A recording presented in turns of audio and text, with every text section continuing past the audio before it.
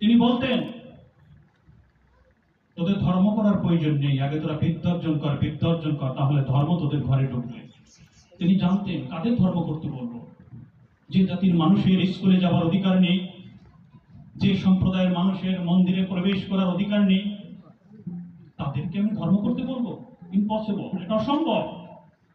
তাই তিনি বলেছিলেন, বিদ্যা মন্দিরে যাও, স্কুলে যাও, শিক্ষিত হও।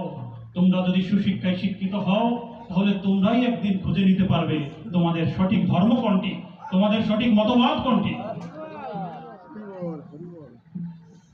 তাই আজকে জল অচলকে চল করিতে, জল অচলকে চল করিতে গুরুচাঁদ কয় ডাকি, নির্যাতিতের দল আর কতকাল ঝরাবি তুই আখি।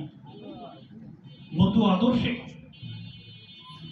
আদর্শে আই সকলে ছুটে, বর্ণভেদের বেড়া এবার যাবে সকল টুটে। তেলি মালি কামার কুমার মাহিষ্য ভুই মালি, ঋষি নমবোধ কাপালি। ঘৃণার চোখে যাদের দেখে বন্য হিন্দুগণে, তারা আমার, আমি তাদের রাখি সিহা মনে। ভয় করিস না, সমান কারো যায় না চিরকাল, তোদের তোরের মাঝি হয়ে ধরবো আমি হাল।